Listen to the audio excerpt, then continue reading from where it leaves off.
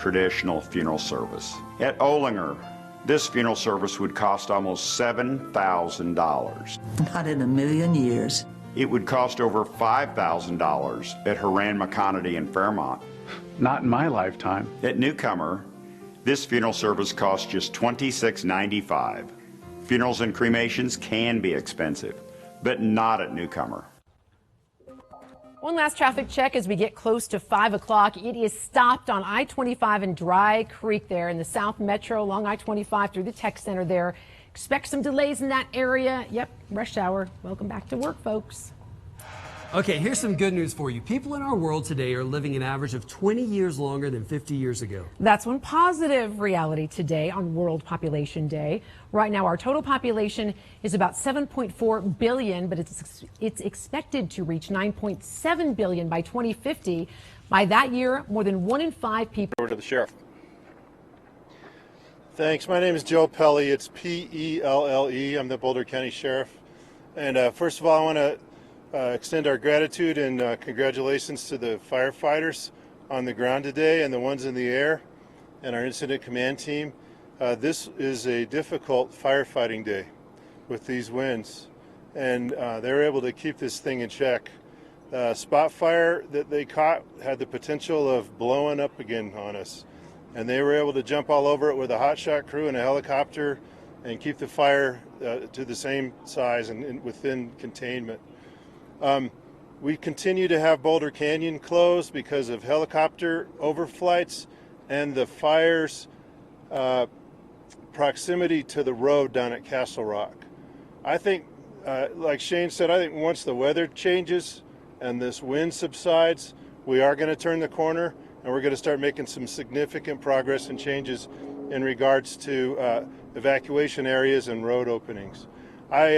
We did open the peak-to-peak highway today, going north out of Nederland. That's been very helpful. There are still a lot of resources on the highway, fire trucks and firefighters getting into their trucks, so just be very cautious if you're using the highway. They were not comfortable opening Sugarloaf today because of the wind and the potential for an escape. An escape would have gone in that direction. So I'm hoping to be able to open Sugarloaf tomorrow once the wind subsides and these darn firemen tell me that it's going to be okay. We're going to hopefully open Sugarloaf. The other piece that we would like to get to is Magnolia. Magnolia has been evacuated out of an abundance of caution, as we said earlier. When the fire got down to Boulder Canyon, had it jumped Boulder Canyon, it would have had an uphill run to the Magnolia homes, which is a very scary scenario. So we evacuated Magnolia. These guys were able to hold that fire at the canyon, and they're continuing to hold the fire at the canyon. It crossed over on a couple of small spots, but they caught them. So when the wind goes down, I'm hopeful that they'll be able to tell us it's safe to open up Magnolia Road. That's that subdivision again. That's really all the updates I have for you. We have heard rumors of looting and that kind of thing. I have no confirmed information about anything like that happening. And we've got our deputies and National Guard folks up here watching over the community and making sure that kind of stuff isn't happening. So we haven't seen any kind of a problem like that, although I have heard rumors. Sheriff, you had said that today would be significant in terms of deciding whether you guys can get your hands around this. Is there still a distinct possibility that this fire could blow up and get out of control? So I am not the fire expert, although I have had too much experience with fire. The reason we said today was going to be significant was because of these winds. This is a great test of the work that the firefighters have done. If they can hold the fire in these 35-mile-an-hour gusts, then they start gaining confidence about the strength of that perimeter. The other thing these winds do is they help scrub that fire out and clean out some of the junk that might be smoldering or left in there. So yeah, I think today is, and from everything I've learned from my firefighters that are running this for us, this is a significant day in testing what's been done and what's going to happen tomorrow. We are in a holding mode in regards to road closures and evacuations right now until the wind event is over and the cooler air comes in, drops in. Does it worry you that there's only 0 Does it worry me that there's only zero containment? Not really, because I understand a little bit about containment and the way it's used in terms of a fire. I know that there's two different things going on with this fire. There is perimeter containment in progress, but there's also a lot of interior defense work being done. And everything they've done has helped prevent the spread of the fire and prevent loss of homes. The fact that this fire blew up and ran as hard as it did and we only lost 5 homes is really remarkable.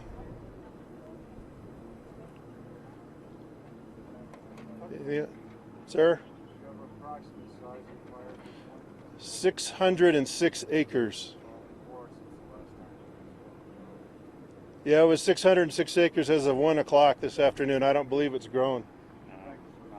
When we talked about holding that eastern part of the fire community from going to Canyon, what kinds of things are involved with that? Is it water drops? Is it flying? The question was what's involved in holding the east side of the fire in Boulder Canyon. We're holding that with hand crews, hot shot crews, and Type 2 initial attack crews, as well as engines and aircraft. Everything we have at our disposal is being used. How many people on the ground? At any given moment in that piece of the fire line, I can't answer that specifically. I'm sorry. Are you able to have everything you need, or are the fires pulling resources? The question was, do we have everything we need, or are other fires pulling resources away? And at this time, nothing has been pulled away. Everything that we asked for initially is still on scene. Shane, can you tell us more about the spot fire, where it was, and how large it was? The spot fire was kind of on the south end of the fire. It's sort of a long fire. The spot fire was on the eastern third on the south half. Apologize, we don't have a map. And the question was where the spot fire was. So it was just below the perimeter line on the south end on the eastern third of the fire. It was significant because it was towards Boulder Canyon. And if had it spotted across or picked up a head of steam, it would have posed a much larger problem. We were fortunate that the crews got on it quickly, we got air resources on it quickly, and they were able to extinguish it. Do you have any idea how many water drops have been made today? The question was, do we have any idea how many water drops were made today? And I do not. Sorry about that. It's a lot, yes, sir. What's your plan of attack for tomorrow? Our plan of attack for tomorrow is essentially the same as it has been for the last 2 days. We'll continue with the same number of resources that we had today. We have all the same aviation assets at our disposal, and we'll continue with perimeter control. And as Sheriff Pelley talked about, sorry, we're eating dust up here. As Sheriff Pelley talked about, the interior fight to defend the houses as well. How many residents do you have structure protection deployed? Any idea? The question is, how many residents do we have structure protection deployed at? I don't have an exact number for that because there are residences within the fire perimeter and a lot outside the fire perimeter, and we're constantly doing assessments to see if we need to do more preparation on other residences. So it's a hard number to get at for you specifically. How many homes are within the fire zone at this point?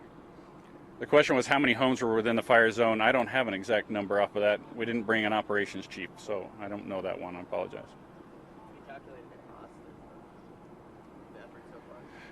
Today, our estimate of the cost, and it's only an estimate as we're still trying to get shift tickets in and figure out what the cost is, we're at about $1.7 million. Sheriff, the two you arrested, saw some video of them today. They're almost a rainmaker. They seem kind of. What's your impression of how they're accepting the news that they started this fire? So, to be honest with you, I've been involved in command up here since the fire started. I have not participated in the interviews or seen those gentlemen, and I actually have not seen the news in the last couple of days. So I don't have an impression of them to share with you. I'm sorry. Or secondhand that you heard from you? Well, yeah, that's not fair. Yeah. All right, Sheriff, can you walk us through the logistics of how that arrest took place? Were they at the shelter and a detective heard that they might have been involved? Can you tell us how you made that arrest occur? Sure. So the question was, how was the investigation conducted and the arrest made? We received tips from community members early on that these individuals were seen running from the area of the fire. We received another tip from community members that they were at the shelter at the high school. Detectives were dispatched, and they actually found them and interviewed them at length. Then we did a crime scene investigation, where we matched their statements to the evidence that our folks found on the scene. And then after that was done, and a conversation with the district attorney's office, the decision was made to arrest the two gentlemen, and they were still at the shelter. They were picked up there without incident. And maybe for either one of you, time from the first report to the time that you lost the first house, how fast was that? You know, we don't know that exactly because, you know, I was up here within an hour, and I'm pretty sure we had lost a home at that point because you could sort of see the smoke and smell that odor. But that first hour, that first couple hours, it blew up and ran up that hill and across that ridge. And I'm assuming we probably lost a couple homes fairly early.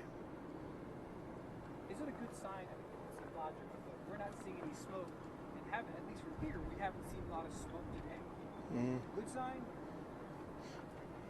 Yeah, Yep. yeah, that's a good sign. Yeah, the fact that you're not seeing smoke. I've been in there as of this afternoon. It's still really dirty, smoldering. There's ash flying everywhere. It's nasty in there.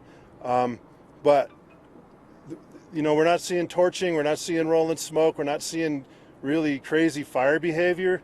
That's all very helpful because the crews can get right on top of things, you know, and bust things apart, mop things up, wet things down. That's how you kill the fire eventually. So. Can I address that one for you Yeah. real quick? Just to add to the question about not seeing smoke today, so it is a good sign that we're not seeing a lot of smoke today. That's the efforts of the firefighters, and especially around the perimeter. But as the sheriff referenced, the dirty burn in there means that on the surface fuels, it hasn't burned them all, you know, so it's not a clean burn. So a lot of the work that still needs to be done is going to take a lot of time, is our firefighting resources to get inside the fire perimeter and sort of find edges of green that hasn't burned and line the inside of the fire, if that makes sense. You know, we line the outside of it to keep it from spreading, the perimeter, but on the inside, any fire edges that have fuel still to burn, if there's a house on the other side of that, then we have to go inside the fire and line the inside of that green island so that it doesn't burn the house down in the future. So a lot of the work, when we talk about we're kind of doing an external attack on the perimeter and then we're going internal and defending houses, it's that surface fire, because what we've unfortunately learned over many years and a lot in this county is that after the fire passes through, if there's any unburned fuel left, if it's still creeping around, it's burned down houses in the past. So we're putting an extreme effort in trying to make sure the inside of the fire doesn't burn houses after it goes through. Sure, just for people who don't know, could you characterize the wind behavior in this area? Not a good breakdown fire. No, this is a windy valley, and it's kind of the wind behavior here is in the summer it's a little nicer as far as wind. In the winter it howls down through here, but it's if you're gonna have a fire, put the damn thing out, drown it in water, put your hand on it, make sure it's cold, because this wind does kick up and push stuff quite a bit. So it's a hazard to the area. How are the crews holding up? What's the morale like? I mean, they're making progress. How are they feeling right now? The crews are holding up well. They work long hours and it's hard work. So they're used to it. They get tired without a doubt, but they're holding up. Thank you. Okay. Thank you very much. Well done. Thank you. How you're doing, guys? Thank you. Tomorrow at the same time, we'll be back here for another press briefing, okay? Let us know if you have any questions. Yep. Yeah.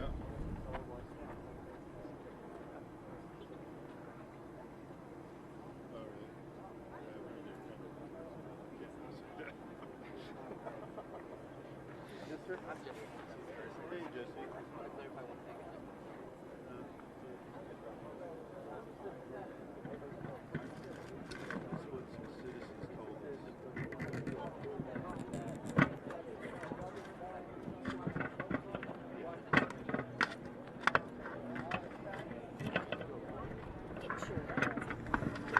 I was getting ready to chuck it. Yeah.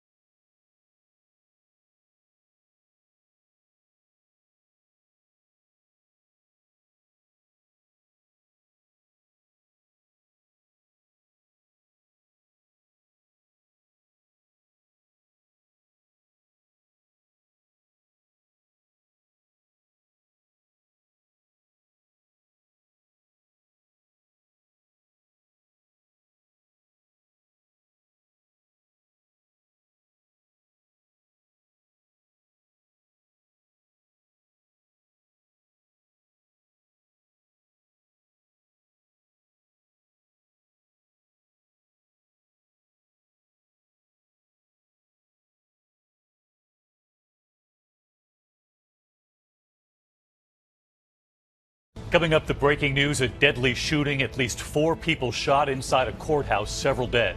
Also, the dramatic moments, the aborted takeoff here in the U.S., and the famous singer and the desperate search for his son. Coming up. Looking for excitement and a cold drink anytime you'd like? The Lodge is serving up drinks 24/7 to keep your party going. We already have your favorite games. What the heck are you waiting for? Cheers! A careless driver runs a red light and hits you. Don't be a victim twice. Call Frank Azar. I'm attorney Frank Azar, the strong arm. Call me today at 303-757-3300 or go to fdazar.com. With Polylevel, we can fix sagging concrete with a hole no bigger than a penny. Polylevel repairs cost just a fraction of replacement. Plus, you can walk or drive on it in just 15 minutes. For clean concrete repair, contact Rod Martin's Complete Basement Systems. I know the sacrifices our military makes. My father was a fighter pilot who went missing over Laos during the Vietnam War. For 30 years, I served everywhere from Iraq to Somalia, where I've been responsible for the lives of our sons and daughters. For all of them, and for our country, I cannot support Donald Trump. Donald Trump doesn't have the temperament or judgment to be our commander-in-chief. That's why I'm speaking out. For America. Priorities USA Action is responsible for the content of this advertising. Welcome to Windcrest in Highlands Ranch. We're not your average senior living community. We're the most popular continuing care retirement community in the Denver area. To keep pace with growing demand, we're building new apartment homes that will connect to our new clubhouse. This new construction features homes with stunning new finishes, but they're selling out fast. Call today for your free Windcrest brochure. Meet Mike. Mike takes the bus every day and brings Audible along for the ride. Audible's unmatched selection of audiobooks keeps him entertained from the bus stop to the coffee shop, where Kate listens to Audible while she works. She can check in her inventory while she checks that new bestseller off her list. Discover how you can transform your day with Audible. Just visit audible.com/TV to start your 30-day trial. Enter promo code LISTEN4 and your first audiobook is free. Start listening today and turn anytime into story time.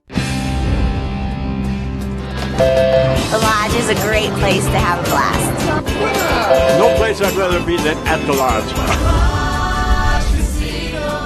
Your first choice for fun.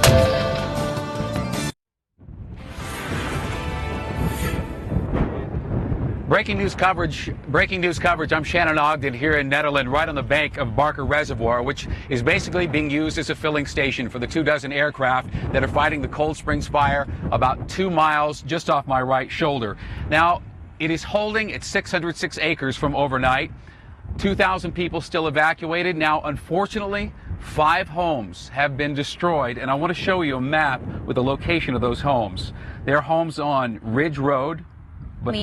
She looked over to the trailer and she had no other option but just to pony one of her horses and then ride the other one out to safety. Luckily, though, a friend was with her at that time, was able to take her 5-year-old daughter and 2 of her dogs out to safety as well.